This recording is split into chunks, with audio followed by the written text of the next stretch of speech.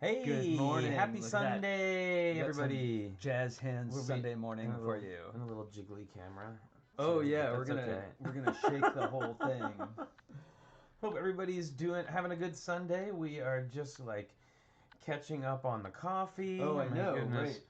Flynn, what was that movie? What was that movie? Oh, Oh, Winchester we saw that where all the spooky stuff was happening and an earthquake. wait a minute. I'm looking. Yes. Do I understand that Moto's dad is here? Are you And serious? maybe his brother? Oh, that's Awesome. so Hi, exciting. Moto's dad. Well, welcome to the building chat. Well, the chat today, The chat? right? Well, we That's think your awesome. son is a genius. Yep. By the way, Yep. he's an incredible, wonderful, Gosh, kind, generous person, creative person. creative and a genius. And I So, think we're gonna see some Lego magic today too, right? yeah, well, I mean, anytime Moto's Sleight around, of hand, at there's least. Lego magic. It's like so. he's a technic prestidigitator. Oh, your dad and mom both. Oh, hello, welcome to Moto's parents, and cheers to you with coffee. Nice way to start Sunday morning, right? Wilfred, yeah, I have. Yeah, I Look totally at that have 5 the o'clock shadow. the Sunday beard. It's true. It's just Yeah, it was 5 o'clock Friday shadow. Like Fred Flintstone a little bit though, right? Like you shave and then what is it? Just like by the end of the day, like 10 Already- minutes later, basically, it's like it's already blue. Yeah. Well, who's here today? Let's Flynn? see. Yes, let's see who is saying. Let's see. Hello this morning to Aubrey Kovach is here. Oh, we're already getting a thing. I know. Brickanista is here. Hi, Cornado, hi. Cornado, Data Miner 726, who I believe is Moto's dad. Oh, awesome. Dave Morgan is here. Dave Hey, Dave, Morgan. welcome. David Robinson. Hi, Dave. I was actually going to text you later. Let's see. Debo Bricks, Deppy Shep Bricks. Hey, how's it going? Fabufan MKE, hooded one. Insane Lego fan. JMW JMW Music. Lego Bricks and Tips. Lisa Head. Marilyn Parmley. Hi, Marilyn and Lisa. Minifig Nick. Minifig Both, Chick and Nick. right and next to one another. MJ. Hi, MJ. Moto is here, we of played course. this alphabet game, right? So there's Yeah. two between Minifig Yeah, Chick now and there's Moto two today. Orange Bricks is here. Hey. Raptus of Dathomir. Well, I'm Dathomir. Awesome name. I love What a that. great I'm name. all about that name. That is like a welcome. a level 18 like dinosaur warrior, right? Remy Baker, Shane Levan, Steve Shane. Parmley is here. Hi, Hi, Steve. Steve's. Hey, thanks so much. Stud Sidious is here. And Thank you, Wilfred, Steve. bonsoir, Wilfred. So, golly, the last time we were here was Friday, and we had an incredible day, even though we had, we saw Clicky came by for a Yeah, visit. we had, we definitely had technical issues, but everyone stayed with us and we got to see some really fun builds. And the Yeah, funny thing and- is, those builds had fewer bricks, but they were heavy on story, right? Yes. Right, and we're we able to had, really distill it down. And we had, Jake Animation Studios is here. How's it going? Gorgonzola, hi, how's it going? Cool, welcome. What was I just talking about? We were talking about how fun yesterday was. Oh, Friday was, and yes. that Clicky was very And helpful. I wanted to thank a big special thank you to all everybody in the chat and especially to the Parmleys who did a super chat match for our anniversary. And it was amazing, and they had to actually raise the stakes because the first goal got reached so quickly. So thank you to everybody. We're very excited. We raised a nice amount of money to put back into the stream. We're looking at a nicer microphone and a few other things. So some better quality audio. Yeah, yes, that would definitely be nice. So, Seat of Your Pants Productions moves on. and also too, just wanted to say we do have a website now, and it's still kind of chugging along. up. It's chugging up to full speed. Yep. But I am going to be posting a gallery of all of the photos from the last slideshow, since we kind of had that weird technical issue. And So some of them we spent a little less time on. We got to see and check out everyone's, but this will give you a chance to really look at all the details that people put in. And and with everyone's permission, I'd like to start doing that on the regular. So there would whatever the post is for about Friday would include a gallery of the slideshow images. Yeah. And I Almost just got to like our figure. own. Sorry. I just have to figure out how to streamline that process a little bit. I haven't quite sorted it all out yet, but that's what I would like to do. Yeah, and everyone would be credited, and it would be just a nice little frame where you could see it. Mm-hmm. It's good. Especially since, we're thinking of new ways to share models, and all build together, because we're not going to conventions, right? Right. Not in person. So I think we can be creative about the ways that we share our work. Well, and I mean, and if I have the time, I might even be able to go back and to the archives and pull some of the past slideshows. Oh, and give them that would be things. fun. We'll see. I need an intern. I need like an assistant. Logan? He's clever. He is at that, and I love how he types. Yeah, he does. Really. We could make a big giant Lego keyboard for him. So it makes me what that makes me think of Yes. is in Animal Crossing, because we haven't talked about Animal Crossing in a little while. In Animal Crossing, you go to the airport and there's these two dodo birds, Wilbur and Orville, who run the airport. Dodo birds. And so the one who sits at the desk that takes your reservation when you come in, like he always is like, oh, let me access the internet, and he just kind of goes like this, but he's like at least a foot away from the keyboard, and like you can because you're looking at him from the side, and he's just kind of flapping his little tiny wings, but he still seems to manage to get through somehow. Actually, last time I had jury duty, that is exactly like when I went in, that is how the person who took my reservation was. We all sat there. Well, and then of course that makes me think of like probably one of the oldest memes in memedom, which is what is that? Keyboard Cat. Keyboard Cat had the whole this thing going on. That's like a modern digital version of Toonces, the driving cat. Sort of. Yeah, Keyboard Cat was amazing though. Play me off, Keyboard Cat. Check it out. I am gonna be all ears. No, I'm sure I'll blab and ask all kinds of questions for Moto today. But I've got Oswald Rabbit here, almost gonna. There, look at that. Oswald Rabbit, he's a hidden Mickey. See, so we didn't even need Clicky. No, right? no. So there you go. I think Clicky's appearance might have been a setup yesterday. Maybe. No, I don't know what you're talking about. It was completely unplanned. How dare you? And I know I've worn this before, but I am wearing. It almost there we did go. It. Kingdom Hearts pin, because I started. Ooh, look at that. I kind of got a little bit of frustrated with Kingdom Hearts 3 and decided to kind of take a break. But I went back to it this past weekend and played a lot of it actually on our day off, which was so nice. You but did. I got really fun. I'm Who's almost the at the character end. with the baggy pants? All of our them? hero. No, well, I guess Sora. Goofy does too, but You're Sora, thinking of right? Sora. The one with the giant fancy key. Now, I read somewhere that there may be a Kingdom Hearts cartoon animation coming to Disney Plus, but I don't know if that's actually true. Yeah. We'll see. When we were talking with Matthew Ashton, it was Matthew Ashton Unikitty, right? Mm-hmm. Yes. See, I'm so great with names. It was awesome talking with him about Unikitty and doing the research before he came on. I went and actually watched an episode of Unikitty, and that thing is crazy. That cartoon is nuts. Unikitty is very it's pretty expressive. Well, it's like a lot of those Cartoon Network shows where the episodes are we like don't need these not yet. What the am I episodes doing? are like 10 minutes long, and they pack a lot in those 10 minutes. Yeah, lots of those anime swooshes, like with the Powerpuff Girls. Yes. Raptus, we've been married 10 years as of last Friday. Yep, 10 years and 2 days.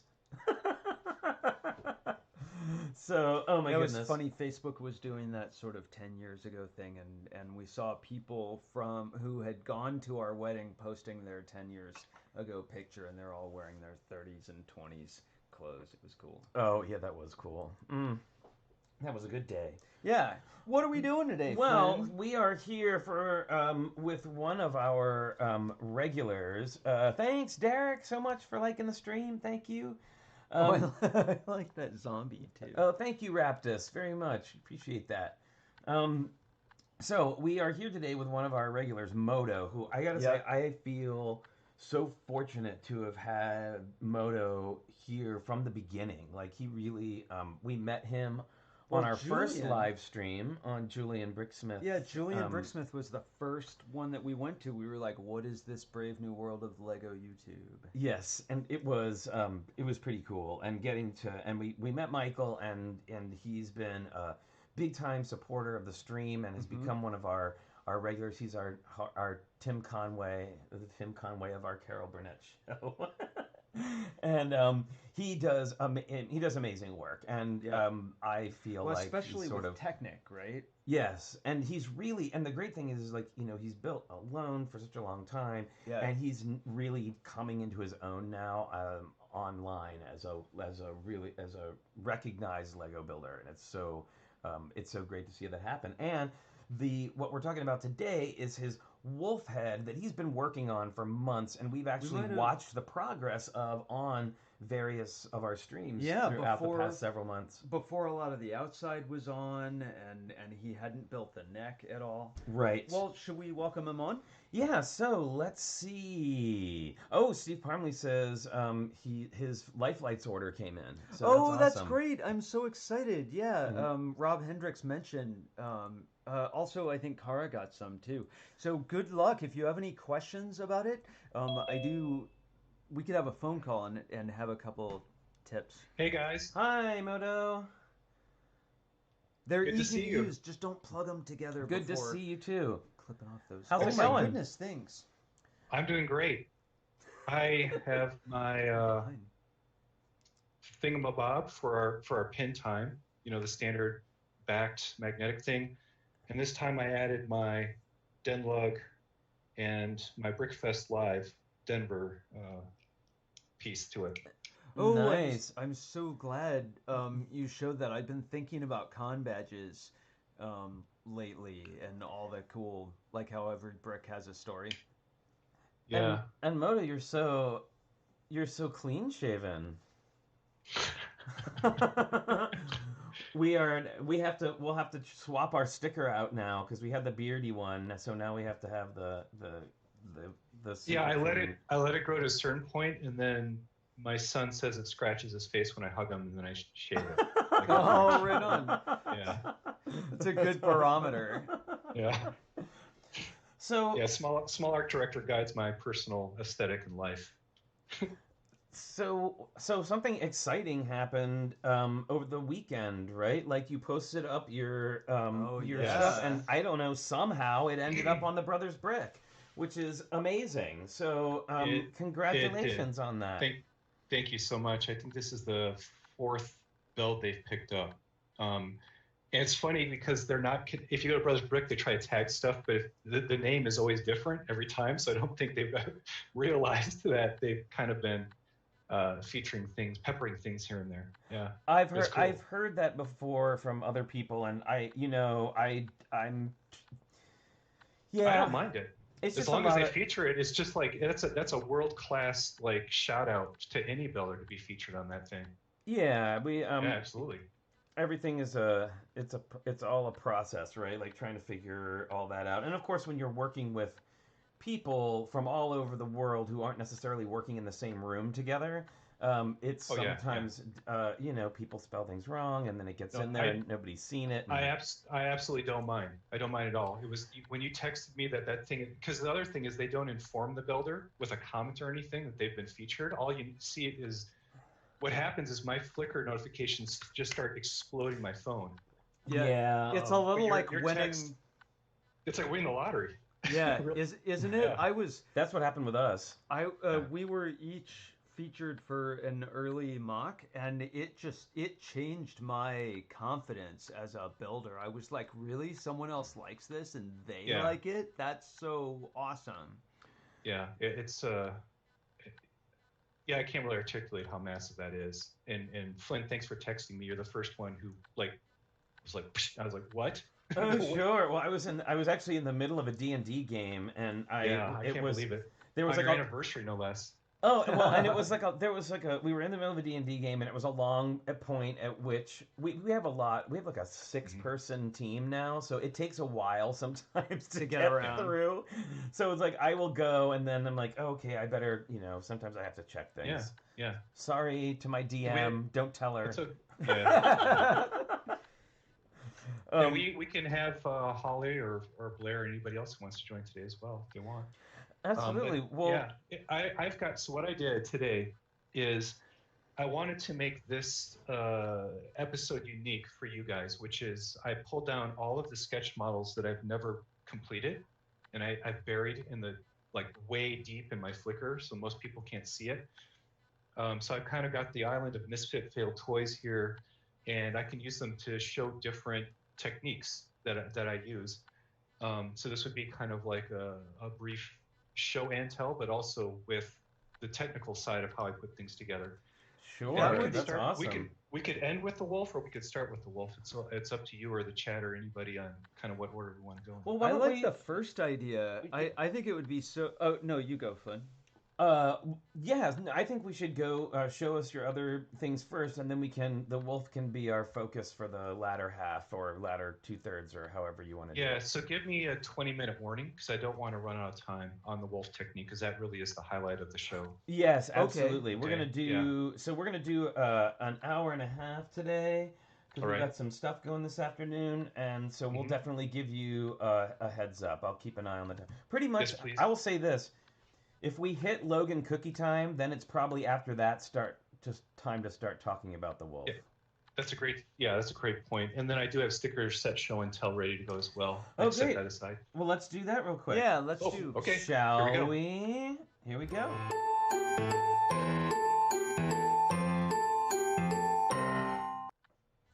It is sticker set show and tell time. Moto, what have you got for us today? I had a first virtual meeting with my lug yesterday, and I realized I forgot I had Lego sets stored off to the side of my house. And when I dug in there, I found this. You guys might realize from the 1980s, one of these crates, and it has inside it. Wow! Gas station. So what blew me away though is when I opened it. Yay! It has all the instructions. But it has an absolutely intact and complete and pristine sticker set. Whoa! Whoa! Look at that Legoland sticker. That's cool. Yeah, that Legoland sticker is sweet. And this was done in 1980, and these Exxon stickers were intended to be put on the figs because they didn't have printing. Oh, that is so cool. Yeah, and I love how big the scale of everything is. Like the stickers are.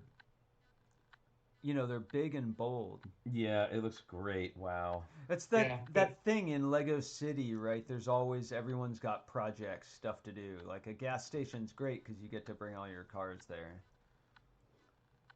Well, how cool. I love the no smoking signs. That's so great. Exactly. It's kind of crazy how, something from the 1980s somehow made it through completely intact. But that is my sticker set for today. Oh, thank you. Very nice. I love that box too. We actually early on we did a Dirty Brickster at Bricks by the Bay, and we brought one of those boxes with a variety of bricks inside of it. And Paint Pusher and Minifig Chick got it before we even met them. Yeah, and we're more excited about that box than the bricks that were inside. Well, and rightfully so. It's pretty cool. Yeah, I think they use that box all the time. We had no idea what we were doing. I'll just say that.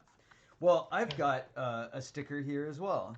All right, let's. Let me get nice and close so I can see this sucker. Yeah, this is a little one. Let's see, Flynn, can you help with that? It's a friendly one. This is from the Disney Princess line. It's from 2014, set 41055, Cinderella's Romantic Castle. It came with 2 mini dolls. Which was Cinderella in the 2-colored dress and long gloves, and Prince Charming in a light blue top. He's wearing a top, evidently. Yeah, that's his little jacket. Yeah, pretty traditional. But yeah, and you can't. Yeah, and it's that thing nice. Is just ripe. That thing is ripe for laying down strips and all that stuff around the outside because that beautiful metallic. Yeah, all that extra foil. Yeah, that foil. Mm-hmm. Yeah, that's gonna be fun. Anything to bring light in. Let's see. So, Rose, welcome, Rose. Hi, welcome to the stream. Yes, we were in fact on Lego Masters. That's true, and that's how we ended up here on YouTube. Yep. And that's how we ended up meeting all these amazing people like Moto, our fabulous guest for today. So, Holly and Hooded One, yes, bling. They are exactly. Hey, Dad and Mom, these guys were on Lego Masters. Yeah. Yeah, just in case. I'm Richard, that's Flynn. They watched the show. Oh, awesome. Yeah. So, all right. So, Michael, let's start. Let's take a closer look at what you got to show us today, shall we? I will put you on the big screen here. Thank you. It's almost like a Lego archaeological dig, right? It will be. So, I'm going to give you guys a choice. I have different techniques around me. I can talk about snot techniques, or I can talk about general shaping, or I can talk about a technique one that I have. Well, were some of them? I know for me, I would love to hear about shaping. That's one thing that I'm not. I am not really good at that kind of thing. Like sculpture is not our thing. So let's hear about that. Yeah, we make sort of structures that. I make structures that I hide on the inside, and Flynn does lots of landscape and surface treatments, but I'd like to get those together to be able to do 3D sculptures. I'm sorry, I'm lowering the camera right now. It's all right. Not behaving. Wow, oh my God, this scene is like, whoa, with your hair in front of the camera. It was, what is that scene? It was like the TV in the background and it was, well, never mind. Wow. Okay. The ring. So first, the first sketch that never went anywhere. So my first year of building. Whoa. I wanted to create I was going to call it the Rock Hound. So the idea was it was going to be a dog or wolf or kind of wolf. Funny how things turn around. Like a wolf-like mechanical beast that would eat and crush rocks, and then it would process them through. So it's like this idea of this post-apocalyptic monster thing. And there were various aspects to it, but I kind of got into that shaping idea, snot idea, where I was using the studs outwards and putting a lot of the curved slope pieces, which are called bows, I think, in the Lego community. Mm-hmm. So as you can see, I did like a green eyeball dish thing for the eye. I was trying to make a nose. It turned out very tiger or cat-like in the end. Mm-hmm. Can you turn the mouth to the side as well? Yeah, so I put in metallic slopes to kind of be mechanical teeth that it would chew things up with. That's so cool. Unfortunately, the weight of it, I had to stop because it just kept disintegrating.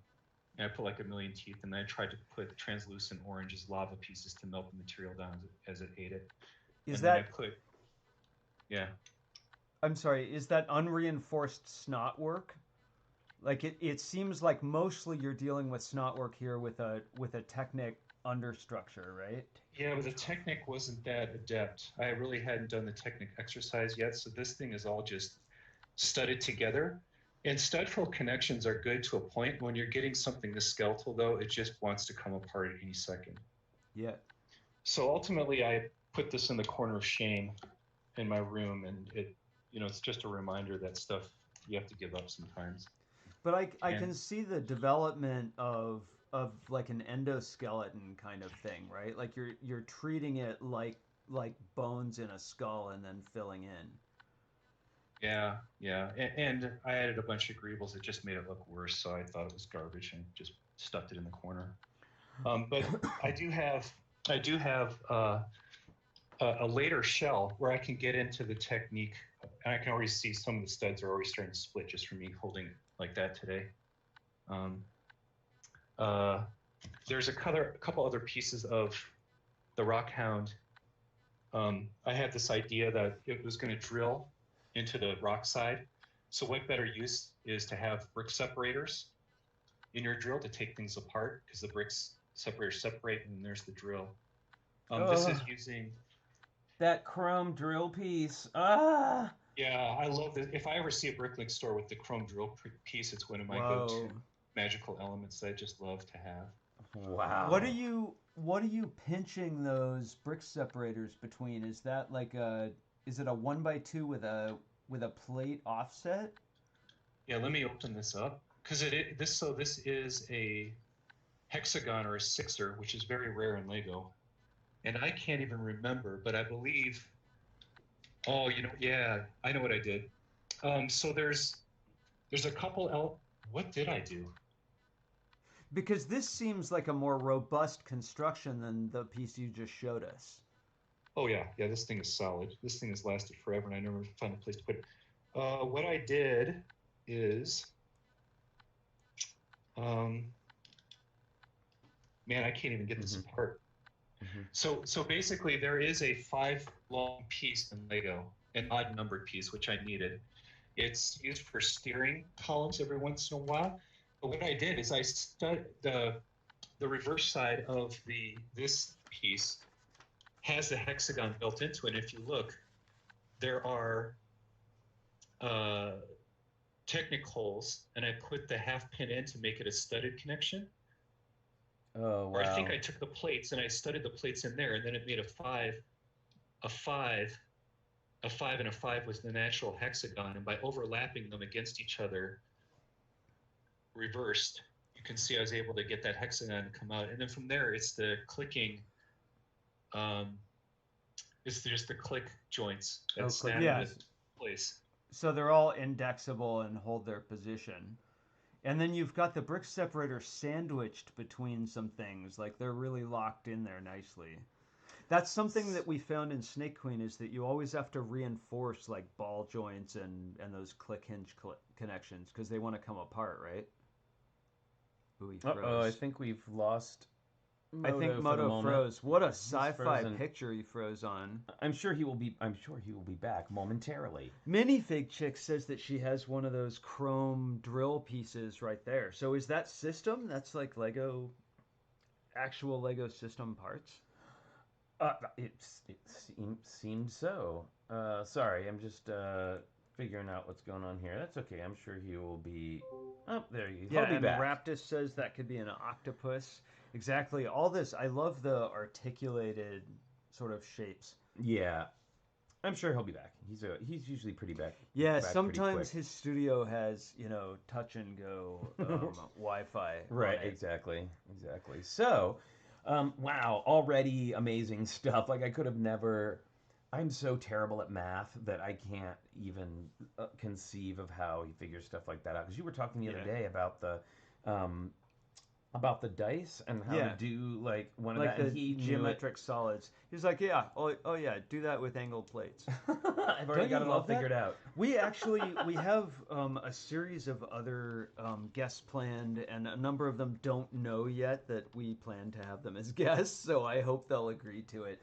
But we know people from our lug, local Bay Area people and people from far away, who have all different kinds of techniques that we don't, and know them way better than we do. Yes. And we want to have those people on it. And Lee is a perfect example. Oh yeah, so our friend Lee, who is in our lug, is incredible with Lego fonts and lettering, and he has agreed to come on and talk about fonts and lettering. So we're definitely going to be having him on. Oh, and speaking of how-tos, hey Doc Sampson, how's it going? Good to see you. And any new people who've come in, Solo Brick Builder, how's it going? Oh, you know what? I'm going to refill our coffee that here. Sounds like a great idea. Perfect time while... And I'll talk about tomorrow. Please do. This will be fun. So speaking of how-tos, tomorrow our how-to is going to be about a sort of general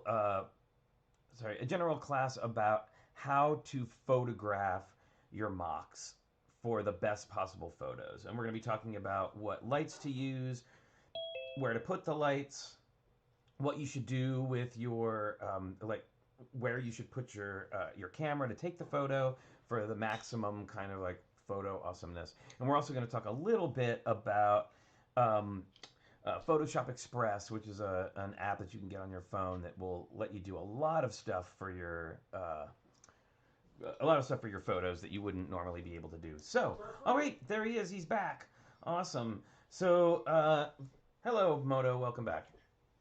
I swapped over to my cell phone and I'm using the cellular network, so this will not drop. It's just the frame rate's going to be a little bit slower. Okay, that's fine. We'll get by. We will persist.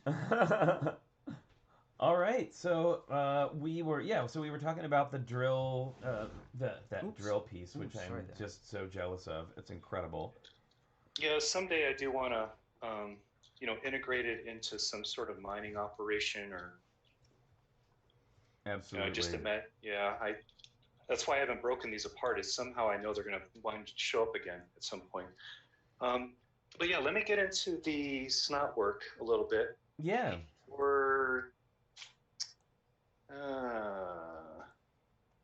I'll do an introductory type stuff. So here's my most basic construction. And the idea is when you have the snot bricks with the studs. Oh, you have to bring it over a little bit to get it in the camera. There you go. That's in the center now. Yes. Yeah. Yep. That's it. Perfect. Yeah. So that I have a lot of snot bricks, and you're going to see a lot of headlight bricks, and you're going to see a lot of the what's the angled ones? The brackets. Oh, the snot brackets. So are we looking at snot bricks that have studs on both sides? And so this is studs up now, and those are stuck on the snot pieces sideways. Yep. Yes, exactly. And is that beam or they're individual bricks, right? So what I do, so the basics of Lego building is you always want to overlap the seams as you go along. Okay. So that's exactly what I did. So if I hold up this brick, I don't know at what angle you're going to be able to see, but the translucent pieces are overlapping the seams of the snot bricks. Yeah, if you flip it 180 so the top is towards you and we're looking at the bottom of them, I think we can see really clearly when you push it towards the camera. Yeah, see, you can see right there. Oh yeah, perfect. Okay, so this is like Lego Education 101 is you always want to, in order to get a stronger structure, you're always going to want to overlap your elements as you go along. And then repeatability is a big thing. Once you've solved one thing, if you repeat it, you make up for a lot of the design time as you construct. So you can kind of get a multiplier back on your time. I find that was the most basic one. And that's great in architecture too, right? You figure out a window treatment once, you can do 36 of them. Yes, and so now I'm about to get into the idea of cross sections, which I'm sure Richard knows way too much about. He's probably sick of it. I love them. I love drawing them. Yeah. I live in a 2D world though, so I've yet to. I draw my cross sections as a separate drawing. Oh no! Sorry, everyone. What's wrong? No, we just put Google in front of your face for a moment. Yeah, but you're back. Things got weird.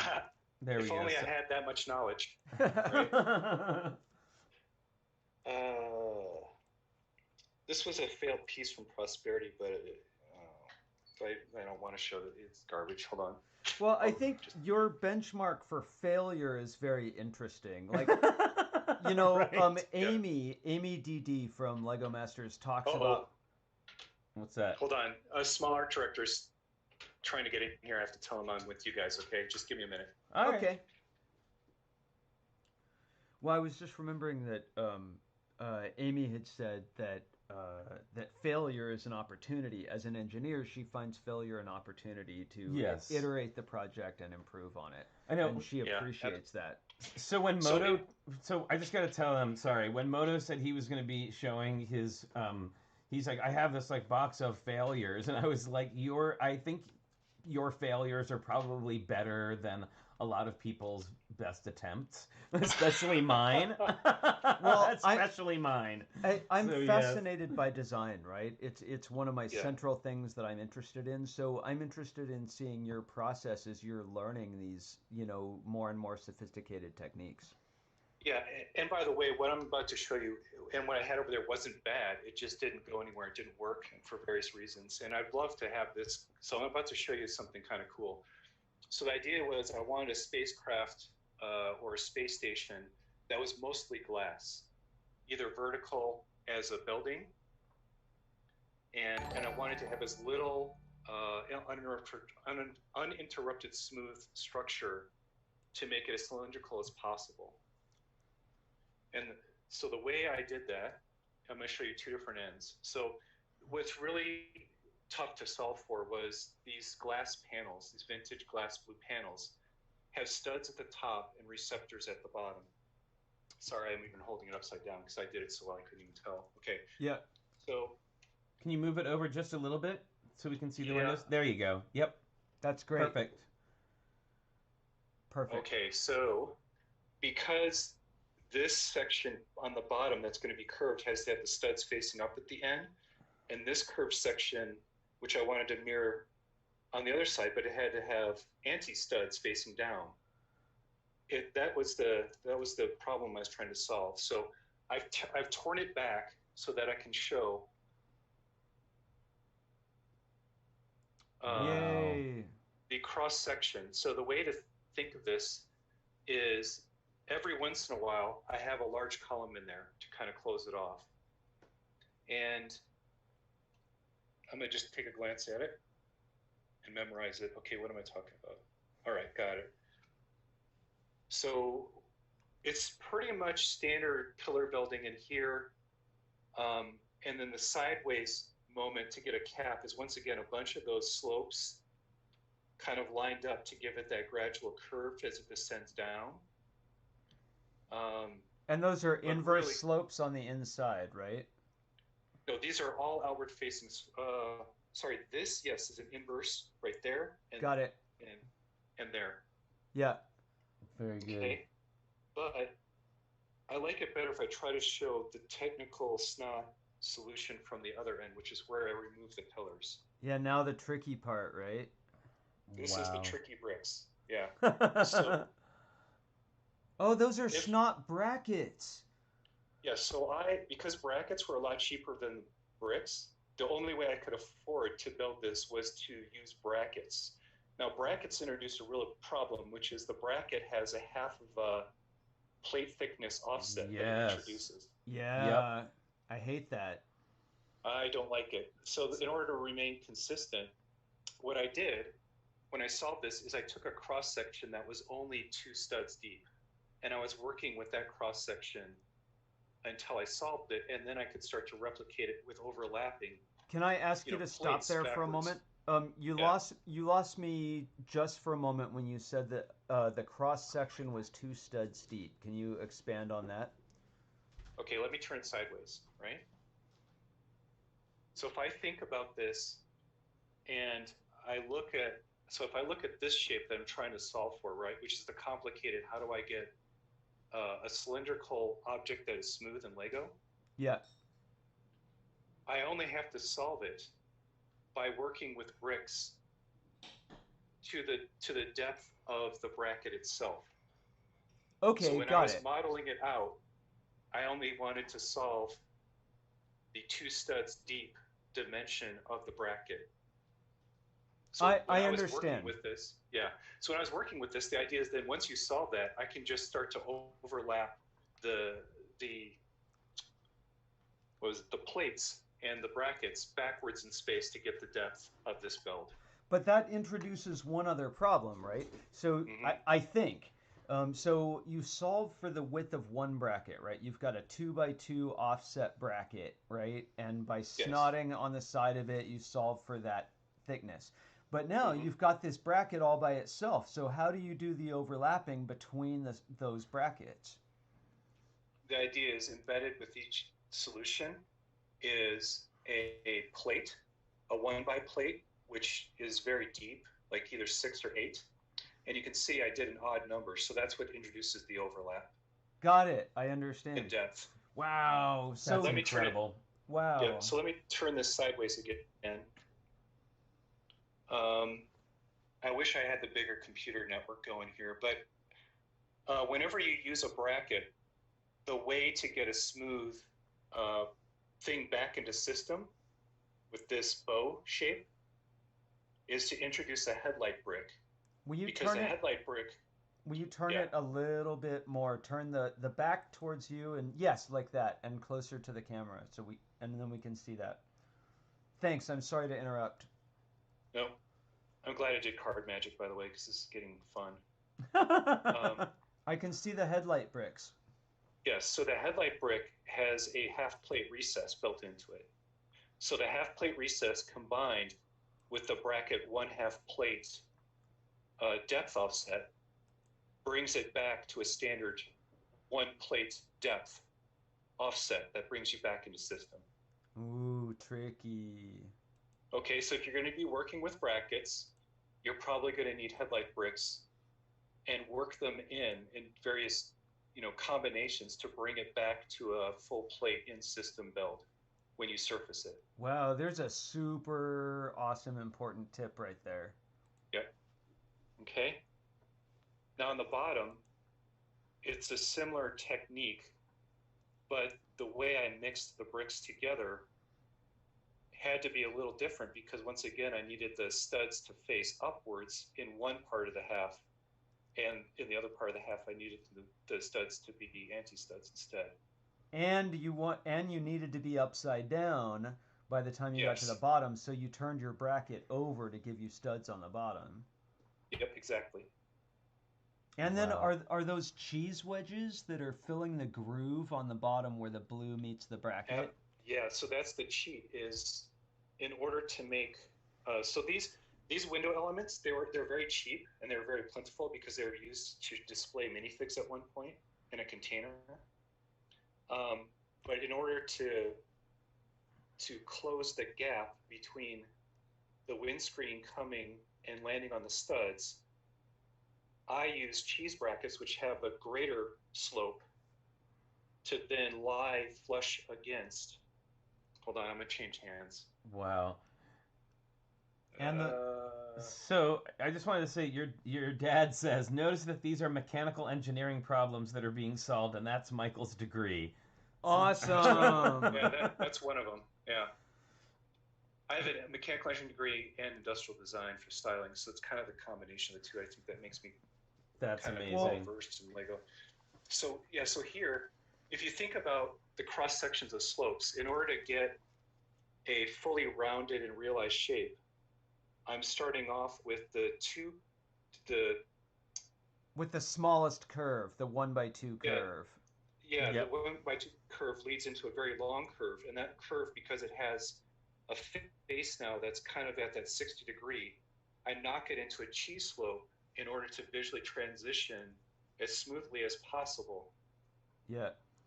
Down into a vertical then, which goes into the window, and then I just start to repeat that idea around and around and around. You see this in the Apollo set, the Lego Ideas Apollo. The body of the Apollo rocket uses this type of rounding, just not to this degree of translucent in there.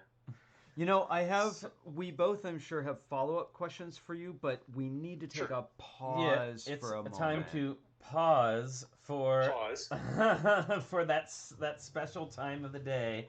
Everybody, please give a warm welcome for our our guest star.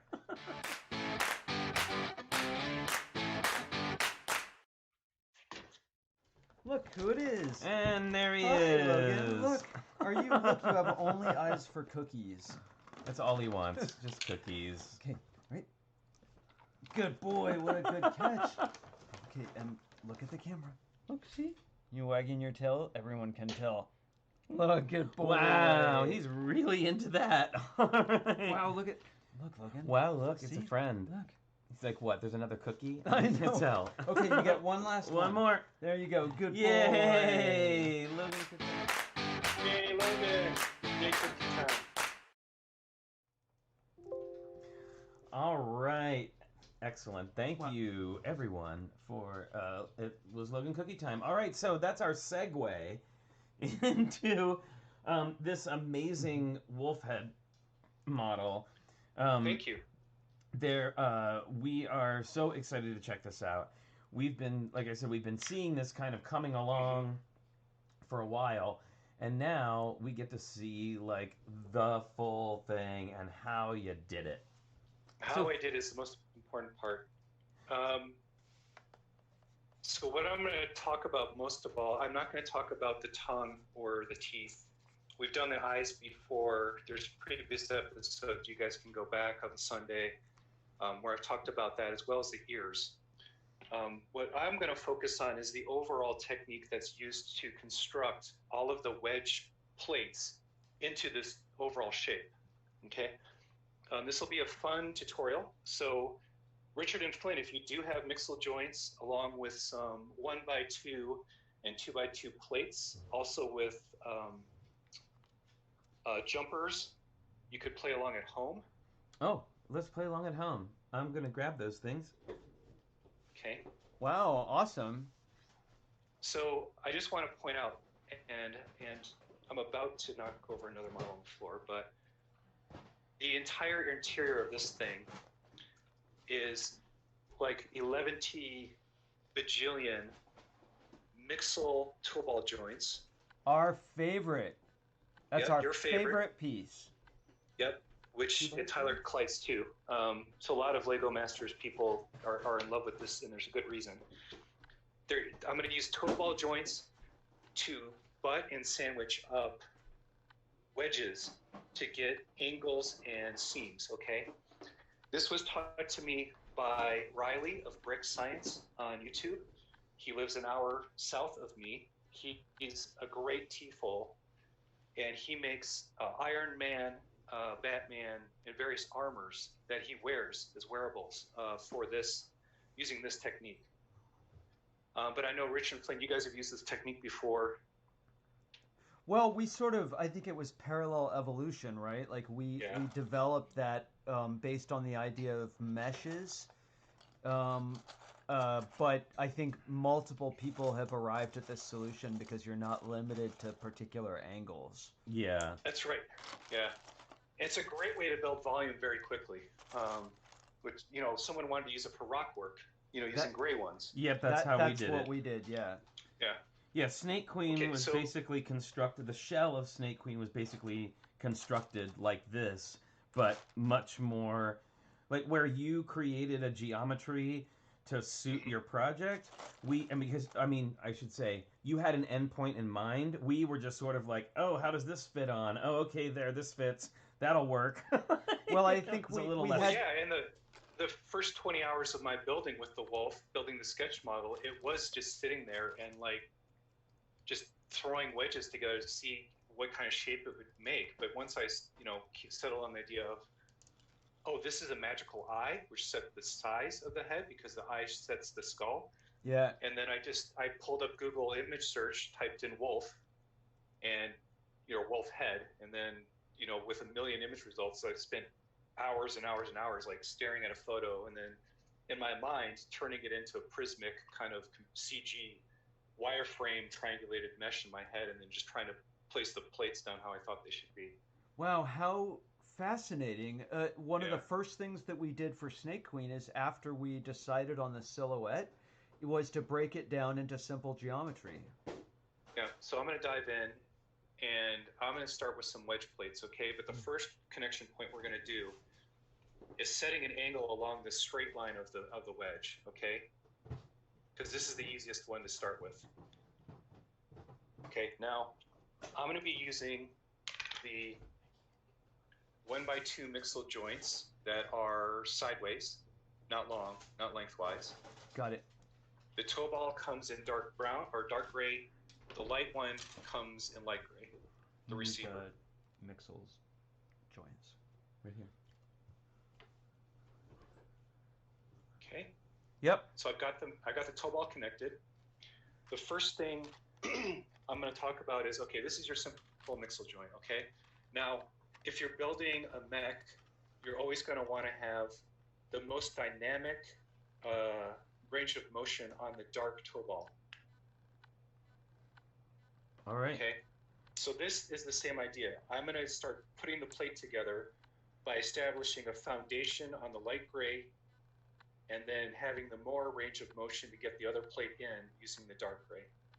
The first thing you want to do is start by adding a 1x2 plate. So this is important. So if you look at the toe ball joint, you need a 1 plate depth in order to clear the fat part of the light gray receiver. Yeah, that's super important, and I think something that a lot of people overlook. I know when I'm teaching my classes, I have to make sure and let the kids know. Otherwise, it will connect, but it's not firm in any way, and it's a little off. It's not legal. Okay, so what I do is I will take a wedge and I'll butt it up, and I'll start to, with my hands, try to set the angle I want it at, and then based on that, I'm going to take and look at the stud pattern on the back of the plates. I'm going to start with just a pure flat connection, okay? And the way that you do pure flat is you connect, so the strongest binding force you're going to get, the clutch, is going to be about putting these studs directly into the tubes. So you're not going to do like a normal Lego connection in between the tubes. You're going to jam it directly into the tubes. Okay, so if I go one half tube into the tubes, side by side, I get a nice 90-degree level connection. Now you could start to do things like that, where you're twisting it back and forth, but that's not this exercise. What we're going to do is butterfly it. So if I butterfly that, I've now introduced a gap. Yep. Okay, so I'm going to just take this one off. Okay, I want you guys to set that down just for a moment. So what happens is the angle, the severity of the angle you're trying to make is going to depend on, so if I do 1 in and then 2 in, anti-stud to anti-stud, I'm going to get a really severe angle. And it's not quite it's a match, but it's not a great match. So in order to go shallower, I can start to do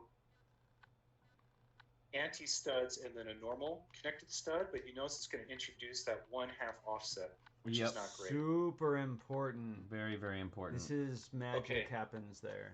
Okay, so the way to get around that is instead of doing the 2 1x2 plates, the next level of degree of advancement is I'm going to put a 1x2 plate on the base, what I call the base one, which is always the light gray. So that's going to be where I want my strength to come from. And then I'm going to take a jumper, and I'm going to add the jumper to the dark gray toe ball area that has more degrees of freedom and flexibility. And I'm sorry if you want to think of it as that way. Mm-hmm. Yeah, good? yeah. So your skeleton gets the hard clutch, and your arm or wiggly piece gets the jumper plate.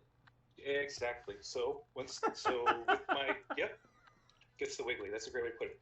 So okay, now I've studded in, and I want to set it a bit, because if I'm doing another toe ball joint upwards in this direction, I need to give it room and space to breathe. But I just naturally kind of try to. I'm going to knock it about that far in, because I'm going to need a second one to reinforce. Because the minute you start to use a jumper, it gets weak, and you need to do two of these to help support the structure. Okay. Now, if I have the jumper here, what I can do is, I apologize, I should be doing this mirror image, I'm just not that great. Sorry, Moto, I've got to tell you, I got to stop you for a second because I want you to appreciate this. Shane said that he just realized that all of the old things that you showed were called, oh no, where did I find it? Moto types. Yeah, I'll have to tell you, the last 3 days, a lot of people have given me these punful terminology that I have to start using. So, I accidentally said my fans are the Motivation Nation now. I'm broadcasting live for the Moto Dojo. That was another one from one of my blood members. Oh yeah, I saw that one. I like the idea of moto types. So now that I have a single stud here, I'm going to intentionally inset it between the tubes, and because it has that 1/2 offset, it naturally lines that top back up perfectly. Nice. Okay. Nice. Now I have to mess with it a little bit to get that angle to be like super precise. Yep. This thing has focus problems. There we go. So what I'll do now is I construct a second one.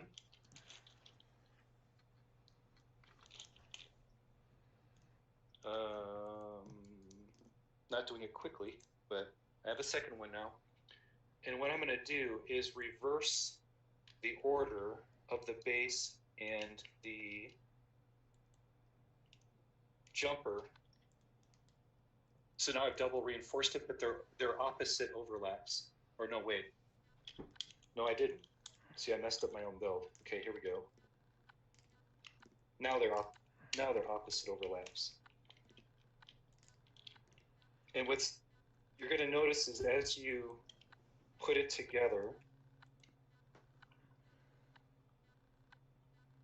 Got that? Oh, so you've reversed it here, so that you actually have one strong and one weak connection on each plate.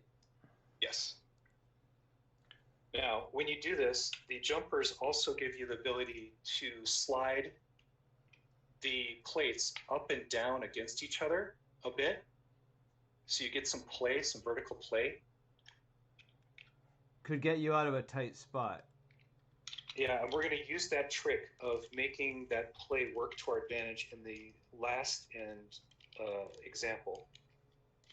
Now that I have my angle down, now that I've played with it and fidgeted with it and messed with it, we're going to reinforce it because this is the weakest part. This is just solving the problem, right? This is something I learned painfully. The need to reinforce these things so you don't have a cascading domino effect of it disassembling itself. Exactly. So you reversed the positions of the dark and the light gray, right? Yeah, I did. Yeah. So you get this jigsaw pattern. Yeah. You don't have to, but I prefer to have at least 1 foot in on either side. It's so cool. I've never done that with the jump plate on that before. Okay, now I'm going to start to take, and the way I think of it is I'm going to build up a column next to it. So I'm taking 2 of the 2x2s for the ones that were studded in 2x2. I'm going to put them right next to the light gray. 1x2s, yeah. Yeah, and you do that twice. So the idea is build up a little 2-plate column next to each toe ball joint. Now, you can always go lengthwise too if that works. I mean, it depends on your space and how you're running out of stuff, but for this example, I want to reuse as many pieces as possible so we're not searching for stuff just to keep this show rolling. And now I've got the jumpers next to it.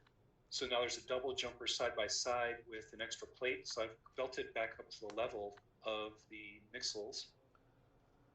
Oh, so got it. Some of them have to be jumpers and some of them are standard. Yeah, if you use a jumper, you have to use another jumper in order to make it equal. You can do other things that are more advanced, but for the sake of time, I'm just going to keep it kind of really simple with this. Yeah. Okay. All right. So then I grab a 2x2 plate. I'm going to grab 4 of them. Jumper on this side. And you can probably sense what's coming. Is use the 2x2 to do the final lock on the bottom. Yep. Oh yeah. And so now you've doubled your clutch power.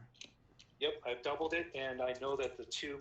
Double your clutch power. Yeah, going from tube into basically going stud into tube, or anti-stud, is going to make that thing really wicked strong. And I've multiplied it, and I can sit here, and it's not going to budge. So we have a question from Hooded One. Says, Moto, would using multiple plates instead of jumpers make for a better connection? You would need more space to offset, though. Yes. The other thing that Riley taught me is, depending on the angle that you're trying to do, if you need a shallower angle, for example, even more shallow, you start to add to the depth of you start to add more plates on top of the mixel joint. Right. So what you're doing is you're gaining, you can change the degree or angle by making the mixel joints deeper into the model or shallower into the model. So that's another trick. It just like the wolf's head, I wanted to I do get kind of deep into there, but I try to keep it as close to the plate as possible, because then there's more of this idea as you build the entire shape out, it has these little inconsistencies that show up. Yeah. Well, and also for modeling something like the wolf head, you need multiple angles, right? So And you're I've going to just be realized doing... that by doing the overlapping, I've created a twist in the lock. It's straight, so I probably should have backed that out. This is the problem with just doing things live. So there you go. Perfect. So this is a method for skinning things. Did you find that you had to start with a skeleton and then adjust the skeleton based on the skin? Yeah, I started by surfacing it out, and once it got to a certain amount of weight, then I started to build that Technic truss into it and attach things into that truss. Got it. Yeah. So it's kind of weird. Normally, I'd like to do structure first, and so I would have had a truss there. If this was a set with instructions, it would definitely start with a truss and then would build outwards from it. But no, I'm just sitting there with a bunch of plates, and once they get, this is why I couldn't use CAD too. You had to have this stuff in your hand to figure out how strong it was and when it was starting to come apart. Yeah. And also the compound angles in studio would have been a nightmare. Oh yes. Oh man. Goodness. Right? There's like no, you would do it after the fact, and I paid big money for someone else to do it, so there's no way I'd want to do it. Well, I don't know okay, about so, you. Oh, sorry. So MJ is asking if mixel joints are easy to find. I think so. I mean, well, I should say we have a bunch of them. I know that they were on, at least close by here, they were on the wall for a long time, and both halves. And then the Lego store did one of those things where sometimes they'll sell whole boxes of these to people. Yeah, they call them K boxes. Yeah. Yeah. So a friend of ours bought both sides, and he was like, I was helping him do something around his house. He's like, oh, just take some. So I opened a bag. I took a handful of one and a handful of the other, and we have so many of them now. And when I looked back at the box, I was like, oh man, maybe I took too many. And I looked back, and it was almost like they had filled the empty space in. Like you couldn't even tell that I had like taken any out of the box. But oh my goodness. All right. Now we're going to go up the game just a touch. You ready? All right yes. then. Okay, so now we're going to do the harder part, which is wedge edge to wedge edge. We're going to do this type of maneuver.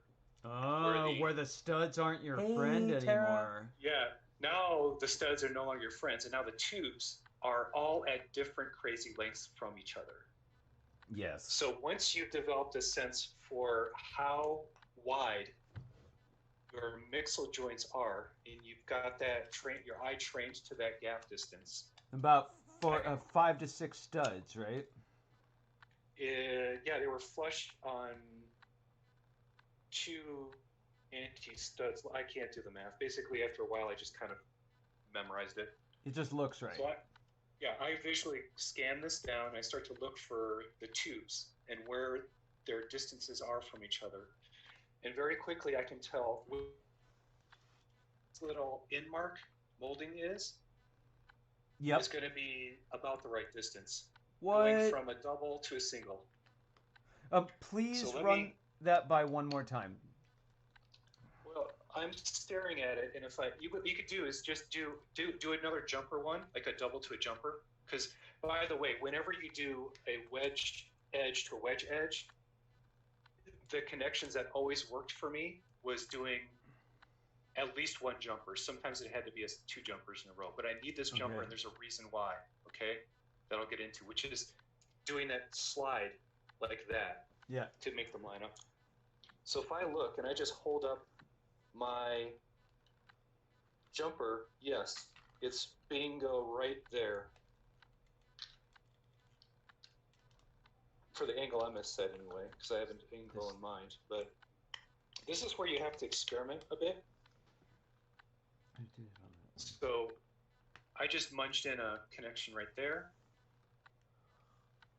can you count the number of tubes up? But basically, there's going to be like this little arrow slot molded into the side. Yep. Oh, I just did it. Okay, I get it. Oh, wow. Yeah, you have to be... Yep, got it. Yep, we did that. Okay, but this is where you experiment with actual bricks, okay, to set it down. Right. And get the angle in. Now you notice that I've got this crazy floppity bit hanging out. It's not nearly level. Right. Yeah. So what I'm going to do is take my fingers, force it against the other plate, and now I can, because it's a single jumper, once again, I can move the toe ball around in the socket to move that plate up and down until it's exactly equal with the plate next to it. So that it becomes this crazy, weird, angled offset that you can't really reinforce easily. Wow. Wow, you've hacked this. You've hacked the Lego system. Yeah. So when you got a jumper, just remember you can use the toe ball to your advantage, and that jumper stud becomes a rotational element where you can rotate the plate around that stud, right? Yeah. Yeah. And then the toe ball allows you to friction move it and play that joint, that plate up and down until you get that match. Now, once you get that match, do you find that it's in system for the next facet and the next one? Or does it introduce troubles that are hard to fill in later? It gives you troubles that are very difficult to deal with later on the toe ball side with the jumper. Got it. So in that case, I have to do a lot of interesting jumper offset math in order to reinforce, or I don't reinforce it at all type of thing. So just doing what I did, which was I did double studs into the receiving tubes, and then my toe ball landed in between the tubes on the other side. MJ Stockbrand is questioning whether this is legal. Does it matter? I think that's what his emojis mean, like her. I mean, yeah, her. I'm sorry, MJ. Yeah, it is. Now the toe ball, because it's set at an angle now, that is no longer in system. Eyeballing it, I'm seeing an open stud. If I project outwards from this angle and I look along an eyesight line, I do see a possible connection up here with a tube that looks roughly 3 or 4 length. And so you get into like some really insane math if you want to reinforce it. In most cases in my model, some of these went unreinforced, and what I did is I put as many, like 2 or 3 in a row as I could, and really relied on the fact that the surrounding plates, once they bound together around it, was enough to where that one weak seam didn't matter. Got it. It's very interesting. This the way you're talking about makes for a very smooth skin. In the rock work that we've done with angled plate ball hinge meshes, we've sort of spackled over the cracks. And the method that, by creating other rock work with angles that covers over it. But the way that you're talking about has no cracks in the first place. Yeah, and if I was in a mad rush and just jamming things together, I probably would just be doing the same thing that you guys did, which is going tube to tube with that little bit of a gap, and then you can throw something on top which is going to close that seam. Yeah, I would cover it with plates. Yeah, the wolf, if you look closely on it, on Flickr, and you zoom into the 46 megapixel image, you will see that there are gaps all over it. And so what I would want to do is, this is a good structure, but I do want to style and surface it at some point and come back and really do a surface treatment that would close all of those seams up and also be reminiscent of fur. Yeah. I have an idea. It's just I want to set that aside for a while because I'm kind of burned out on it. So you just moved very quickly over something that I think is very tricky and you could spend days and days and days on. And that is that you have a weak connection where you have the jumper, and then that relies on strong connections surrounding the plate. So discovering that and finally closing that all up can be a rather painful process, right? Until you get to that stability. You have no idea. So I have a picture. I have a picture I did on Facebook from where I did one side of the lower neck. So then I was able to very quickly, within 10 minutes, build the other side with all the toe balls and everything ready to go. Sliding that into the gap of the model with my hand coming all the way through the back on one end and taking a digit to press down, while on the other side reaching in and trying to do the sandwich connection and have it all pop. That took like an hour and a half just to get the final three plates in. And then the last plate, I remember the last stud, I sat there for 30 minutes, seriously, blindly going like this, waiting for that last click. Patience. And then I remember the joints in my legs, because I built on the floor, was like, they were starting to scream by that last 25 minutes. So, but yeah, that last couple snap and all that, it just takes patience and a ton of time, because you are dealing with these surfaces that are starting to get really, really tough to get your finger inside. And it's where you start to get hemostat forceps. Tools are important. This guy's the beast. That's great.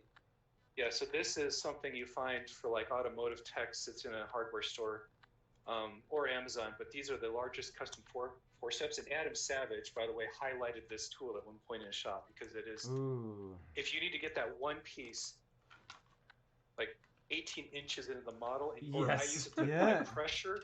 I use it to apply pressure, just like as an extra finger to press against and get that lock. That was essential for this model. Ooh, we're gonna get one of those, because we've always used long tweezers, aquarium tweezers. But that means that you need to press, and the forceps will lock. Yeah, and they will mar your plastic if you do start to use the hemostat ones that clip and lock, because they are a titanium or steel. Oh, right. Got it. Right. So they'll grip so hard they will leave impressions in the plastic. You can find ones. By the way, thanks, Dad. He gave me this when I was like 13. I still use it today because he was awesome. That's awesome. Yeah. But yeah, Dad, I still have these, and I'm using them for Lego. Thank you so much. Everything comes full circle. So that was my little bit of demonstration on the different methods. So we started out with the simple tube-to-tube connection reinforced, and then we did the tube with the jumper offset, and then we reinforced it. And then the last one was going seam to seam, using that jumper and the toe ball now to start to move and slide and collide pieces into their final destination. Well, one of the... Woohoo! Thank you, Pablo, for the subscription. We just got a new subscription. Thank you so much. Yeah, by the way, hey, Dad, go to after the thing, click on their name. There's going to be a thing that says subscribe. Yay. And I want you to click on that button, because they're trying to get 2,000 subscribers. And, and then they're going to give away an epic set to someone. It could be you. Okay. Say Moto. You can ship it to me, or I'll ship it to someone else, right? Or Jay. Jay could build the big mech too. He's good enough to. I want to show a couple more techniques if you don't mind. Sure. What's our time? Yeah, we have about 15 minutes left. Yep. I hope I haven't slowed you down too much, but I think slowing you down a little bit makes us normal mortals able to soak it up a little better. I'm glad that you are here to give me the correct pacing and make sure that our chat is not just getting completely lost. No, I think you're a very good teacher. Yeah, actually, I can't go really fast, and some of these things are so advanced. If I go too fast, like I made a video once about Lego math, and seriously, every comment was like, "Dude, I can't." Yeah. Oh, you know what? Like 2 minutes in. So sorry, Bill Ward just said something really interesting. He said he bets you could dip the tips of that tool in that, there's that stuff. Woo! thanks for the subscription, Moto's dad. Yeah, the rubberized stuff. The vinyl stuff. Yeah, he's saying maybe you can. You know, shrink tubing works as well. It would work, but I want to let you know there are hemostats which are flat, not toothed. Oh, got yeah. Okay, but the clip is really designed for these hemostats to be in the final close position. So every time you put a click in there, with a Lego piece I found, you're putting. Yeah, I just messed up my nail. I mean, you're putting a lot of force into that thing. Yeah. Because they're supposed to stop you from bleeding to death. I mean, that's their job. You know, I learned several things. One time this morning. No, I learned several very cool things. I think I have been using jump plates, but I've never used them as consciously. I was just like, oh, I need to get a half stud off. I'll use a jump plate. Right. But being able to use them consciously and flipping them back and forth for strength, I think is really cool. And I had never noticed these little angled lines on the back of, an angled plate before. And being able to use that as guidance, I think, is a really cool tip. Yeah, for sure. Yeah, it helps me. Like in a manual or whatever, you can use those unique. And it's almost like they intentionally made a little arrowhead on them, so it helps. Go here. Yep. Well, what else? What else do you got? I have a way of brick bending. Ah. So this was not my invention. Okay, this is something I learned. At one point, I wanted to make a model. Now, there is a model maker, I believe, from the Seattle area. He makes these amazing ships that are brick built. But one of the great things is he does these amazing sweeping curves. Okay, and the way he does it is the same technique that's used over and over, which I will show you now. So, brick bending is where you're intentionally stressing Lego brick to introduce an offset to make it warp in space.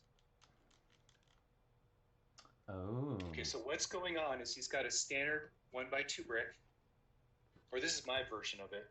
Okay, now he then introduces a headlight brick, and because the headlight brick has a stud that pokes up just a teeny bit more than a flush connection, I'm not sure I understand in the image. Are we combining regular bricks and headlight bricks? Yes, we are. So let me take it apart. Oh, Clicky. Okay, I'm going to take one. Sorry, Clicky's being himself. He's so that way. Oh my goodness. Clicky, can suck it sometimes. Seriously. He tries to be helpful, but he is a little overbearing. It's a little much. Okay, so you start out at the bottom with a 1x2 brick. Yes. And the idea of overlapping. So I'm using 2x6 plates. Okay, so I put one at either end. Now this would normally be a flush connection, right? It's going to force 2x6 or 2x3. Sorry, 2x3 to total of 6. I screwed up my math. Oh, got it. Okay, I do that. I do that all the time. Got it. I got a little Lexdexic there, or ahead of myself. So, the 1x2 comes down on the 2x3 plate at one end. Now we talked about if you overlap connections, I'm going to set one on the top. So that's what's going to bind that together as a small joint. What's happening is the headlight bricks, if I turn this to the side, they're laid in. Yeah, they're laid in with the stud facing outwards to the side. Yeah. Now, if you look closely, a headlight brick stud is not flush in system. It pokes up by maybe 0.5 millimeter, maybe less. Okay. You lost me there. I'm familiar with the setback on with the half plate setback on a headlight brick, but you're saying the stud on top is not in the same place. The stud, when it pokes out from this side, it's now it is like a minuscule fraction beyond the edge of that plate now. I understand. Yeah, Clicky, okay. We get it. We get it, Clicky. All right, knock it off. Jeez. Goodness. Okay. Sorry about that, now, Michael. I can use a 1x2 brick. I just decided I wanted studs outwards for the eventual solution, so I could throw curved, stuff on there and make it smooth. So now I've got a zigzagging thing occurring. I've got 1x2 brick, 1x2 brick at the sides, 1x2 brick at the end. And because now if I set another one next to it, do you see that, guys? I've still got this headlight bricks facing out to the side. So now I'm creating a pattern, but once you lock these together, because those two headlight bricks are just a little bit wider than system, it forces an angle and a gap at the very end. Wow. Hey, ooh, we should assemble this. I'm curious, Michael. Do you think it would work?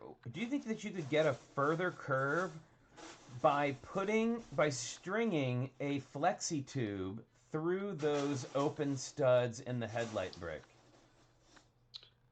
No, because you're butting the tubes already, they're kissing.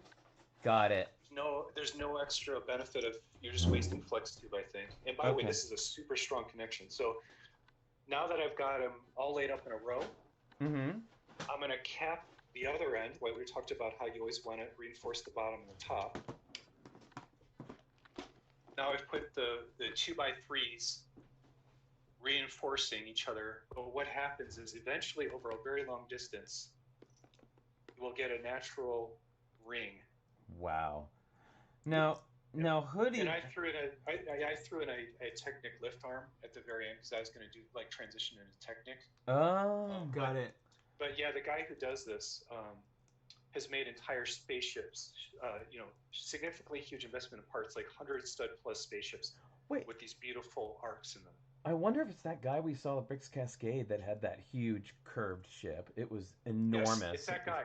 Yeah, oh, it is that guy. The Seattle area. Yeah, it's that guy. Oh, it was really, crazy really good. cool. It was really cool. I've seen lots of stress construction done before with just one. Jonathan Walker says Hooded One. Yes. Jonathan Walker. Yeah. Now, right. For a minute, small art director stopped by again. Do I? Oh yeah. So interesting. I'm curious. So Hooded One said something about that it will destroy the headlight bricks. Well, my thought about why that is because this portion of the headlight brick is stepped back. This portion is stepped back, but the base. So, yeah, I think the problem is that the base is not stepped back, right? And those appear flush to me. Yeah, I don't know. Okay, I'm back. Oh, they're not. Oh, so Michael, we have just a question. I mean, a comment from Hooded One. Yeah. Saying that it will destroy the headlight bricks. Now, is that... Oh, the base edge will crack over time, he says. That's what I'm thinking, because the base is not stepped back in the way. Yeah, in fact, one of them has split from this being together for over a year and a half or 2 years. So it is it's a stressed construction. Yeah, that's what... Oh, yeah. It is an incredibly stressful technique. This is not legal. You are straining the bricks. I mean, that's what I wanted to say from the very beginning. This is putting stress on the bricks. So long term, they will shatter and split. But I feel like you've achieved a tighter radius than what I've seen with just 1x2 brick stressed construction. Yeah, it's a bit smoother too. It's really subtle. I know we're coming up on time, so Richard, I wanted to show you a technique. Nice. Yeah, I hope I haven't slowed you down too much. I'm just kind of fanning out on these techniques a little bit. No, one thing I won't get to today was I was doing an engine for the big ship. So I had a big pod as a reactor, and I had a big fan blade and stuff in here. Whoa. It was all clip and bar, but eventually it just didn't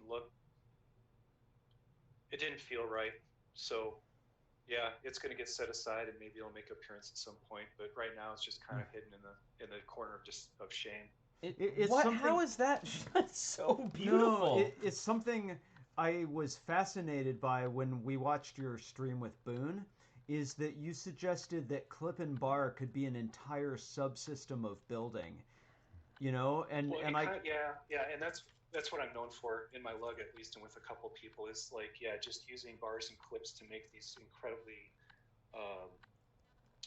detailed and lacy Baroque structures. Yeah, and architects probably love it because they love the teeny little pilati, as their support mechanism. and the civil engineers come along and correct that. Well, and the bars are bendable too, so you can make really. Yeah, you get a lot of crazy angles and stuff, and yeah, it's kind of what I'm known for. But yeah, this one unfortunately it's pretty. It's not beautiful. Yeah, I'd say it's pretty, but yeah, it'll hopefully come back someday. So we have a couple people asking if you can show your clip and bar technique. Do you have? How much? It's okay. We can go over a little bit. Like, can we do like another 10 or 15 minutes if you want to show us that? But we don't want to put you on the spot either. That may be a deeper topic. That was just yeah. Can we do a part 2 later on that's just exclusively clip and bar? Because 100%. I would love that. I'm sorry, guys. This is a system that. So what I'd say what I've been showing right now is like a master's dissertation on building techniques. Yep. Clip and bar is getting into some PhD level. It's one step above in difficulty. So I want to kind of stop and really do what I did with I have prepared materials where, Richard and Flynn, I can tell you some parts to pull, and we're really going to explore that system. Sure. That would be great. So then before we go, could you show us one final look at the back of the wolf head so we can see how you implemented all of that, the toe ball stuff that you just showed us with the mixel joints? And then I want 5 minutes for this technique. We have time. Another thing I'm very interested in that I know is very hard. Oh, gosh. is how you made the interface between the system bricks and the Technic bricks, because that can be really baffling for people. Yeah, that's it can, and it maybe I wanted you guys. That might be another part as well. I wanted you guys to kind of bring that up because I have covered it before on other Sunday streams, but it should be reiterated if needed. I'm probably going to freehand the camera at this point, which is that's great. Please do. Okay, but first I want to go into my mixel bag over here and talk about a important piece that combines with mixel. So Richard, for Technic, this is where you transition from Technic to mixel, which gives you another entire dimension of buildability, okay? So there is a Technic pin with a mixel toe ball in the end. Oh yes. Black. Yep, we're familiar with that. There's an axle version of that too, right? There is an axle version. So if you have an axle brick, you can use it. But for me, using Technic brick or Technic lift arms. Yeah. It's a pin-based system. So I just snap one of those suckers right into that light gray mixel receiver. Great. And then you're off and running, right? Because now you've gone from Technic to stud full, and you have a full toe ball degree of flexibility. And because of the way the Technic pinhole is between the studs on a Technic beam, you'll probably end up using more jump plates somewhere along the way too, right? No, it goes in completely clean. It's all right there? Awesome. Yeah, it's all clean if you do it in the right way. So that's why I'm gonna, first of all, I gotta set this aside. Because I was about to step on that old model. Not that it would matter if it blew up at this point. Okay. It's sweet. Yeah. Okay, I'm going hands-free. I'm going to do my best to line stuff up. So here, you guys have to guide me with words now. If I'm getting stuff in camera where my finger's pointing. We can see it. There you go. Yeah, okay, coming around the side is good there. Wow. Okay, so this is a Technic brick. Plate top, plate bottom, doing the sandwich thing. Locking it in, making it a strong beam, right? Yeah, with plates. Yep, on top and bottom. There is the Technic pin connector that then goes into the toe ball. And the toe ball, I'm using it this lengthwise with 2x elements. Really strong buttress. Yeah, and I've got an air gap, but then I always put a 2x4 at each seam. Once again, overlapping. 2 studs either dimension. Comes over. Now, using this means it's always an equal length. But once again, if you just eyeball against one of your plates on the outside, you can do one of those reinforced studs into the tubes locking mechanism, and I can twist and manipulate these spars into any orientation method I want.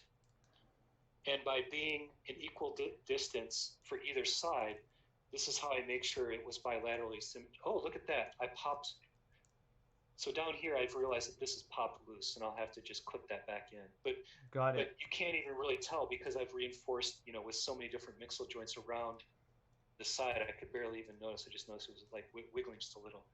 So you made the beams with holes in them to keep the weight down, right?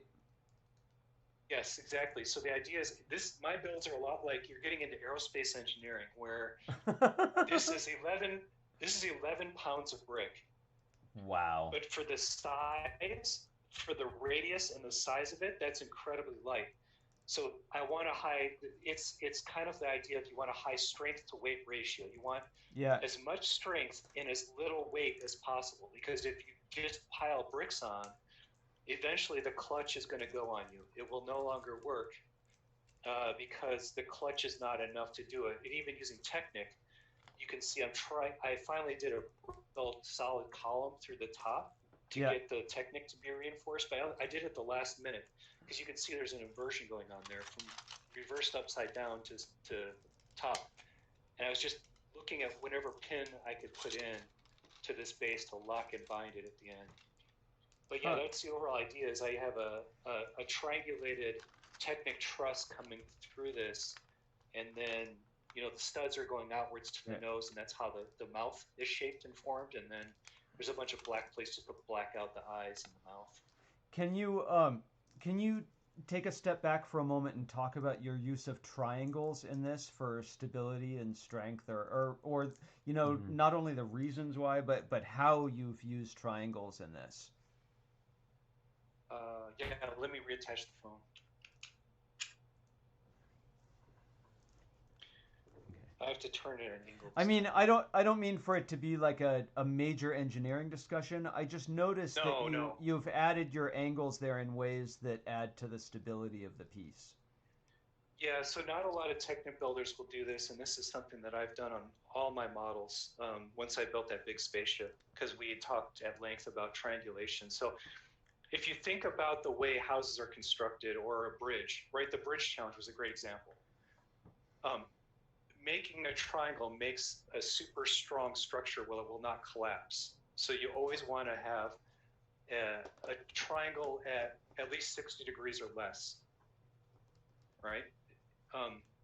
So what I do is I have members of Technic that come up, but if you play with the angle, and Technic lift arms can always be moved. My bricks are really solid, but the lift arms have a little flex to them. So you could cheat a little bit, maybe a couple millimeters left, right. If you target and just experiment by laying the lift arms down on a structure, you can crisscross and add triangles to each level. It comes up really nice in the back part. So, and I wish I had my big spaceship because that entire thing is just triangles everywhere. But where's the camera? Is that good? Can you see that cross member is triangulated? Yes. Yeah. Okay, and as I go up, you'll see how you want the triangles. They go once opposite. It comes in here, they always go opposite. You zigzag them. Yep. And oh shoot! I could have pulled another model that does a great example, but it would take too much time. You're gonna make everyone's head pop. Yeah, we'll be having a part 2, so you'll be able to show the more triangles. Well, we can get into truss work and stuff. And I also had an amazing skin.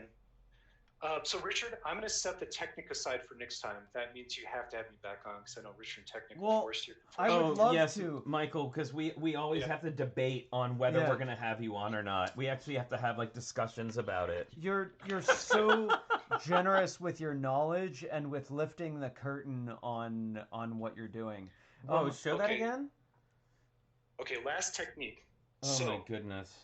I'm going to turn this around. The idea is, if I have, so we've talked before about rock work and making curved walls, where you have a tube or cylinder next to a brick, and when they do a zigzag pattern, you can create a curved surface, right? Yep. Are you guys familiar with that? A little bit. Oh, do you mean mixing 1x2s and 1x1 cylinders? Yes. Yeah, Yes. so you Oh, can yeah, make yeah, an undulating structure, right? If Yes, you want. it's a very common brickwork technique. Okay, Yeah. so what I did is I converted it into what you guys call dots or studs, the 1x1 round tiles, and I've got 1x1 round tiles alternating with 1x2. Tiles or plates? I meant plates. Got it. 1x1 round plate, alternating with 1x2 plates, alternating with 1x1 plates. Okay. Got it. So the idea is on the back side. Wow. If I do enough of a pattern, I was going to get a scaled, something that would look like scales or feathers, okay? Wow. Just by adding teeth in like crazy. Whoa. Ah! Oh my That is beautiful. Okay, now I had to make a digital file so I could keep track of where I was and how to place stuff. But so this is going to be the skin for my large spaceship. This is what I wanted to cover the truss work with. Oh my goodness. Because it's plates, I can bend it and shape it into a compound, curved surface. Oh my goodness. Okay, so you see how that end is lifting up? It makes me think of airplane wings, like expanded aluminum airplane wings. That's so beautiful, Moto. Yeah, so the idea is it's like Lego fabric, okay? Once you get it down. Now, it takes forever to get a sheet this big done. Now, the other thing I did is all of the teeth are gold and white, right on the back side. Yep. Now, for strength, I want to give you guys another hint. For strength, if you use translucent materials, they will. Oh, see, here's another piece that fell off. But if you use translucent plastic, it's not ABS. I think it's polystyrene, which means that it actually has a greater clutch than average, which is going to make it give you that extra bit of stuff. And I wanted to close on this one thing. If I turn off one of the lights. Yay! Oh my goodness. Oh my goodness. I was hoping. Here we go. Get ready. So,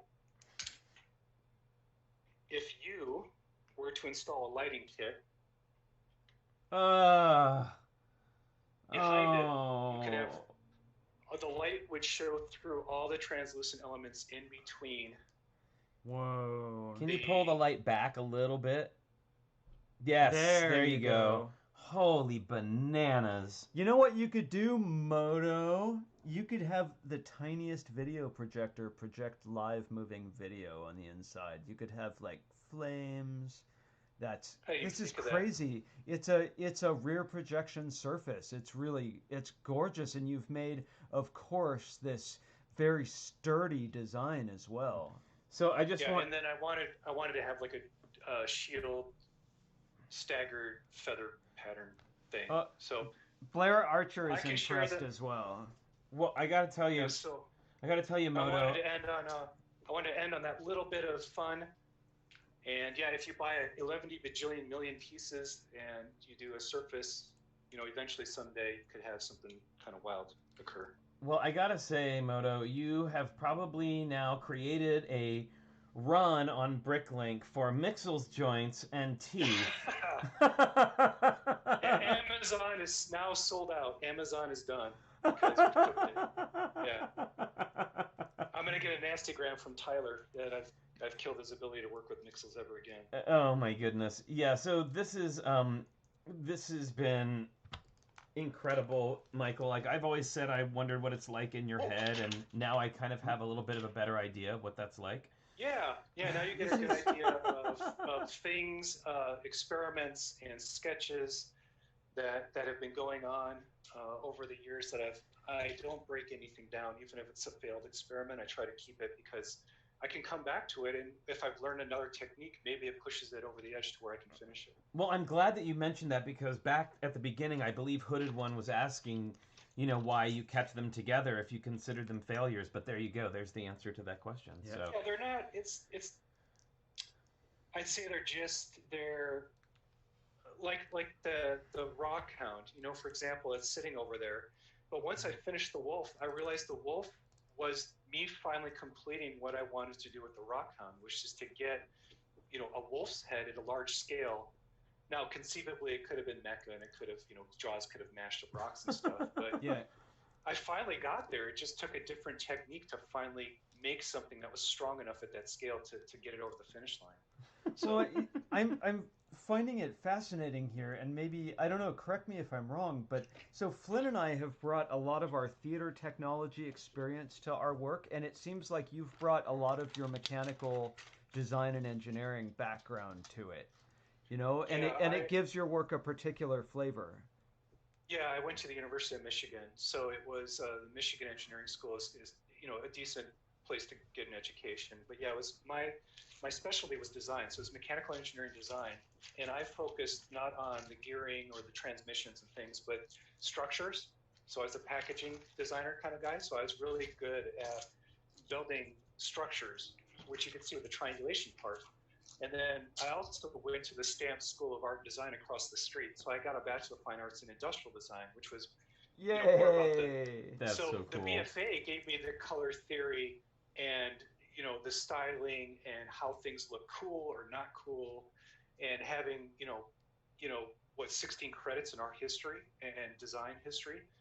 All of that comes together to where there weren't many of us who did this program, but those of us that did, the idea was you had this Leonardo type of education where you could transact both sides, talk to engineers, talk to designers, bring it together. And really that's what Lego is, right? A lot of it is solving structural problems alongside the aesthetics and representation of things. Exactly. Yeah. I have a new nickname for you, Moto. Uh-oh. You're the Lego Prometheus. I brought fire down from the mountain. I don't know if it. Wait. How did Prometheus end up? This might not be a good. Oh no! Well, we don't want that. Yeah, I think no, wasn't he we don't chained want to that. a rock and forever had Yeah, like exactly. birds? Yeah, No, we don't want I don't that. know if I want that part. Don't piss off the gods. Yes, but I you're- like this better from Brickworm. Legonardo. Legonardo. That's a good one. Leonardo. That would be a good one. Yeah, truly a Renaissance person. But yeah. Or Motonardo. So, we'll workshop it and figure it out. Exactly. I've learned a bunch of really cool stuff, and I'm super inspired by the stuff that you showed us today. Yes, thank you so much, Moto, for taking the time and putting all those things together. Thank you for letting me go 15 minutes over our intended time. Are you kidding? I think it was No worthwhile. problem. So I just wanted to, just while we're wrapping things up, I just wanted to remind everybody that we are doing a 2,000 subscriber giveaway. And when we hit 2,000 subscribers, we'll be giving away this Monkey King Warrior Mech set. It's amazing. You definitely want one of these. So it behooves you to tell all your friends to subscribe. We also have a build challenge going, right? Yes, we also have a build challenge. And it is a random minifigure vignette challenge. And when I say that, what I mean is you are going to choose. Woohoo! Thank you, Jack England. Thanks for the new subscription. Very cool. Thank you. We appreciate that. So with this build challenge, you are going to choose a minifigure from your collection at random. And that means you can't just say, oh, I like this Robin Hood minifigure, so I know I can build something around that. We want you to challenge yourselves. And I've seen people now on Instagram, like rolling, like somebody pulled like 12 of them and then assigned a 12-sided die, like one to each of them, and then rolled for it. I've seen all kinds of different, different ways of doing it. So, oh yeah, Holly says I picked up a CMF. There you go. That's another good idea. Didn't even open it before. Yeah, that was, and thank you, Holly, Gorgonzola. that's Appreciate brilliant. it. Oh, Holly collecting CMFs. Who's surprised? Yeah. Who would guess? So basically, pick a minifigure at random. You're going to make a 16 by 16 vignette, and that character has to be the central main focus character of your MOC. story, right? Of your story. Now, you can add other things to it if you want. You can add other characters that you choose. But that one main character needs to be a random pick, and then you need to build around that. 16 by 16. 16 by 16, Yeah. that's your size limit. Yeah, and I would have contributed to the 10 challenge, but I wanted to finish the wolf, so I think it all worked out. I think it was Absolutely. worthwhile. Oh, and Shane Levant says a shout out to everybody who's done JMW Music's Sig Fig Insert Challenge, which was a really fun challenge, and we may have to do that one down the line because that's a really, really cool idea. I'm sorry we didn't get to do that. We're definitely doing this one because vignettes are kind of my thing. Yeah. So I do love. They're how I started, and I still to this day they are my favorite thing to do. So 16 by 16 random minifig vignette challenge. Thank you everybody so much for joining us today. We will be back tomorrow. Yep. And Monday. tomorrow we will be doing a how-to on how to photograph your MOCs, and that's going to be a good, how to have a good lighting setup. We're going to do how what maybe types of tripods you can get, Yep. and how to do some in-camera effects like depth of field, that meaning where you can get something that's blurrier in the background and a little more focused. It gives your pieces more depth. So this will be kind of like a photographing your MOCs basics. Yeah, sort of a 101-ish. Big overview. So you'll definitely want to tune in for that if you're interested in knowing how to get some better photographs out of your pieces. And let me see, what else was there? Anything else? Oh, yes, by the time the show is over, I will be, or right after the show is over, I'll be posting the link to the Google form where you can upload your photos and your descriptions for the content or challenge. Yep, and I'm not sure. I think Angela's coming to visit next week. Yes, I heard she's on her way. Angela is on her way. And if you didn't know, Angela is Ms. Thing's sister, and Ms. Thing's been a little nervous about her impending visit. So we'll see how that goes. Hopefully they can get along. You know, they used to work together. Is she Hant Angela? Is she what? Hant Angela? She's That's her mom. That's her mom. Handgela. Yeah, it's Handgela. Handgela is how she spells her name. Yeah, she had to correct us. She and Ms. Thing used to work together in a department store. Yeah. So Briganisa says, is there a way to preview the photos before they are sent up? I don't know. I don't know that. About that. I think you just, I don't know about that. But we saw, I don't think we saw any hiccups with photos, did we? No, like everybody's photos were fine. And I've also set it so that you can go back and adjust it or change it if you need to. Oh, good. All right.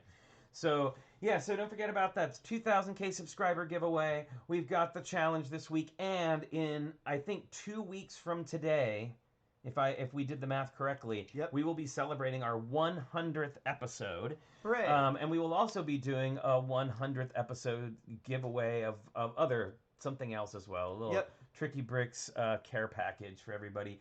Something else to look forward to is we are going to be doing, if I can arrange it correctly, hopefully next week or the week after, we'll be doing a group chat with all of our Patreon supporters. We have one of the things that we've done for our upper Patreon levels is offer them a chance to be on the show.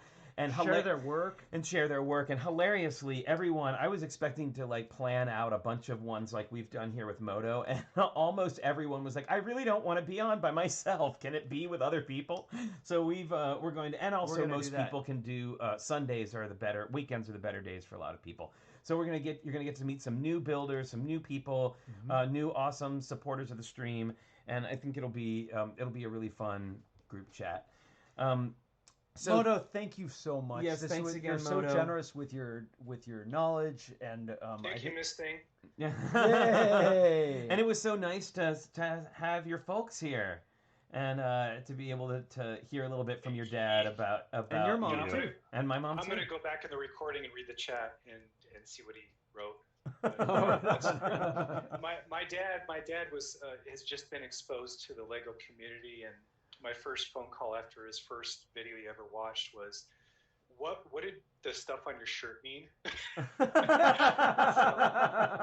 Because I had the Ship and Snot and Mock and AF Oil shirt on. But yeah, we'll go back through the terminology. Right on. Awesome. Dad, you can tell that there's just a lot of people who are really nice and kind, and it's a great environment to be in. Well, thanks everybody so much for coming and spending another one of your Sundays with us, and thank you, Moto. And we will be back tomorrow at 10 a.m. with the How to Photograph Your MOC 101 tutorial show. And until then, I just wanted, excuse me. Did you just... Hi, we're not gone that We're not fast. gone yet. I just wanted to remind everybody to please stay safe, stay healthy, wash your hands, wear your mask, and we will see you tomorrow, everyone. All right, thank you. Bye everyone.